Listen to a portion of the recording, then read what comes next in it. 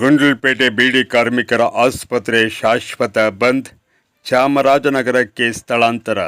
ಗುಂಡ್ಲುಪೇಟೆಯಲ್ಲಿ ಸುಮಾರು 5 ದಶಕಗಳಿಂದ ಸ್ಥಳೀಯ ಬೀಡಿ ಕಾರ್ಮಿಕರ ಮತ್ತು ಅವರ ಕುಟುಂಬಗಳ ಕಷ್ಟ ಸುಖಗಳಿಗೆ ಹೆಗಲಾಗಿ ಅನಾರೋಗ್ಯದ ಕತ್ತಲಲ್ಲಿ ಸಂಜೀವಿನಿಯಂತೆ ಬೆಳಕು ನೀಡುತ್ತಾ ಬಂದಿದ್ದ ಗುಂಡ್ಲುಪೇಟೆಯ ಬೀಡಿ ಕಾರ್ಮಿಕರ ಕಲ್ಯಾಣ ನಿಧಿ ಆಸ್ಪತ್ರೆ ಇನ್ಮುಂದೆ ಇತಿಹಾಸ ಪುಟ ಸೇರಲಿದೆ.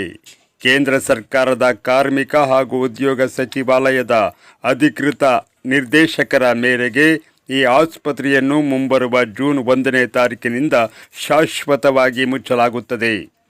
ಗುಂಡ್ಲುಪೇಟೆ ಪರಿಸರದ ಸಾವಿರಾರು ಬಡ ಬೀಡಿ ಕಾರ್ಮಿಕರಿಗೆ ಅತ್ಯಂತ ಸುಲಭವಾಗಿ ಉಚಿತ ವೈದ್ಯಕೀಯ ಸೇವೆ ಒದಗಿಸುತ್ತಿದ್ದ ಈ ಆಸ್ಪತ್ರೆ ಮುಚ್ಚುತ್ತಿರುವುದು ಕಾರ್ಮಿಕ ವಲಯದಲ್ಲಿ ತೀವ್ರ ಆತಂಕ ಮತ್ತು ಬೇಸರ ಮೂಡಿಸಿದೆ. ಕೈಗೆಟುಕುವ ದೂರದಲ್ಲಿದ್ದ ಆಸ್ಪತ್ರೆ ಕೈತಪ್ಪಿ ಹೋಗಿರುವುದು ಬಡ ಜೀವಿಗಳಿಗೆ ಅರಗಿಸಿಕೊಳ್ಳಲಾಗದ ತೀವ್ರ ನೋವನ್ನು ಉಂಟುಮಾಡಿದೆ. ಆದರೆ ಕಾರ್ಮಿಕರ ಆರೋಗ್ಯ ರಕ್ಷಣೆಯ ಹಿತದೃಷ್ಟಿಯಿಂದ ಪರ್ಯಾಯ ವ್ಯವಸ್ಥೆ ಕಲ್ಪಿಸಲಾಗಿದ್ದು, ಇನ್ಮುಂದೆ ಫಲಾನುಭವಿಗಳು ಅನಿವಾರ್ಯವಾಗಿ ಚಾಮರಾಜನಗರ ಜಿಲ್ಲಾ ಕೇಂದ್ರಕ್ಕೆ ಪ್ರಯಾಣಿಸಬೇಕಾಗಿದೆ.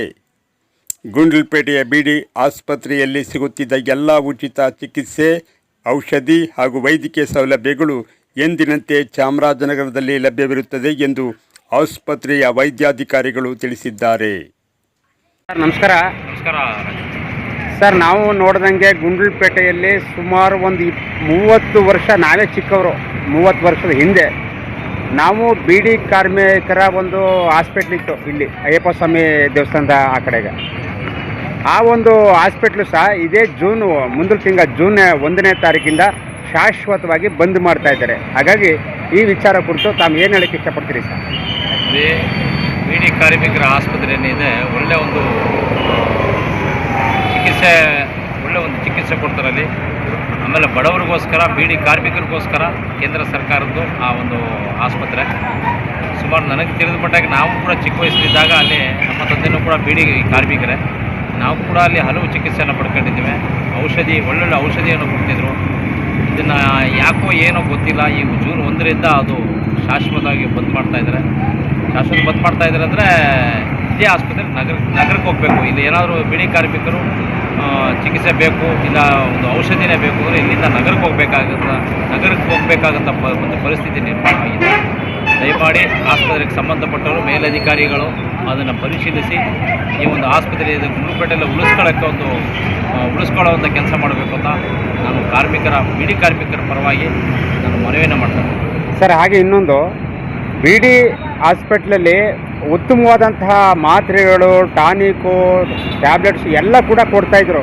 ಆದರೆ ಅಲ್ಲಿ ರೋಗಿಗಳ ಸಂಖ್ಯೆ ಕಡಿಮೆ ಮತ್ತು ಅದೇ ಆ ಜನಗಳೇ ಗೌರ್ಮೆಂಟ್ ಹಾಸ್ಪಿಟ್ಲ್ಗೆ ಹೋಗ್ತಾಯಿದ್ದಾರೆ. ಏನು ಹೇಳ್ತೀರಿ ಸರ್? ಇದನ್ನು ನಾನು ಹೇಳ್ತಾ ಇರೋದು, ಬೀಡಿ ಕಾರ್ಮಿಕರಿಗೋಸ್ಕರ ಅದು ಕೇಂದ್ರ ಸರ್ಕಾರ ಆಸ್ಪತ್ರೆ. ಆಮೇಲೆ ಒಳ್ಳೊಳ್ಳೆ ಉತ್ತಮವಾದ ಔಷಧಿ ಕೊಡ್ತಿರ್ಬೇಕಾದ್ರೆ ನಮ್ಮ ಬೀಡಿ ಕಾರ್ಮಿಕರು ಕೂಡ ಅದನ್ನು ಉಪಯೋಗಿಸ್ಕೋಬೇಕು, ಅದರ ಸದುಪಯೋಗ ಪಡಿಸ್ಕೋಬೇಕು ಅಂತ ನಾನು ಈ ಸಂದರ್ಭದಲ್ಲಿ ಕಾರ್ಮಿಕರಲ್ಲೂ ಮನವಿ ಮಾಡಿಕೊಳ್ತಾ, ಏನಕ್ಕೋಸ್ಕರ ಒಂದು ಆಸ್ಪತ್ರೆ ಅವರು ತೆರವುಗೊಳಿಸ್ತಾ ಇದ್ದಾರೆ, ಇಲ್ಲಿಂದ ಚಾಮರಾಜನಗರ ಹೋಗ್ತಾ ಇದ್ದಾರೆ ಅನ್ನೋದಕ್ಕೆ ನಾನು ಕೇಳ್ಪಟ್ಟದ್ದು. ರೋಗಿಗಳು ಹೋಗ್ತಾ ಇಲ್ಲ, ಬೀಡಿ ಕಾರ್ಮಿಕರು ಹೋಗ್ತಾ ಇಲ್ಲ ಅನ್ನೋವಂಥ ಮಾತು. ಹಾಗಾಗಿ ದಯಮಾಡಿ ಮನವಿ ಮಾಡ್ಕೊಳ್ತಾರೆ. ಆ ಆಸ್ಪತ್ರೆ ಯಾವುದೇ ಕಾರಣಕ್ಕೆ, ಯಾಕಂದರೆ 50 ವರ್ಷದ ಇತಿಹಾಸ ಇರತಕ್ಕಂಥ ಆಸ್ಪತ್ರೆ, ಸುಮಾರು 50 ವರ್ಷ ಆಗಿದೆ. ಆ ಆಸ್ಪತ್ರೆ ಗುಂಡ್ಲುಪೇಟೆಯಲ್ಲಿ ಉಳ್ಕೋಬೇಕು ಅನ್ನೋದು. ಅದನ್ನು ನೀವು ಏನು ಮೇಲಧಿಕಾರಿಗಳಿದ್ದೀರಿ, ವೈದ್ಯರಿದ್ದೀರಿ, ಉತ್ತಮವಾದ ಚಿಕಿತ್ಸೆ ಕೊಡೋ ಮೂಲಕ ಬಂದವರಿಗೆ ಜಾಗೃತಿಯನ್ನು ಮೂಡಿಸುವಂಥ ಕೆಲಸ ಮಾಡಿದ್ರೆ ಖಂಡಿತ ಈ ಆಸ್ಪತ್ರೆಗೆ ರೋಗಿಗಳು ಬರ್ತಾರೆ. ಏನೇ ಆಗಲಿ ಬೀಡಿ ಕಾರ್ಮಿಕರ ಆಸ್ಪತ್ರೆ ಗುಂಡ್ಲುಪೇಟೆಯಲ್ಲಿ ಒಂದಾದರೂ ಉಳ್ಕೋಬೇಕು. ಯಾಕಂದರೆ ಇರೋದೇ ಒಂದು ಆಸ್ಪತ್ರೆ, ಬೀಡಿ ಕಾರ್ಮಿಕರ ಆಸ್ಪತ್ರೆ. ಆ ಒಂದು ಆಸ್ಪತ್ರೆ ನಮ್ಮ ಗುಂಡ್ಲುಪೇಟೆಯಲ್ಲಿ ಉಳಿಸ್ಕೋಬೇಕು ಅನ್ನೋದು ನಾನು ಮನವಿ ಮಾಡ್ತೀನಿ. ಓಕೆ ಸರ್, ಧನ್ಯವಾದ.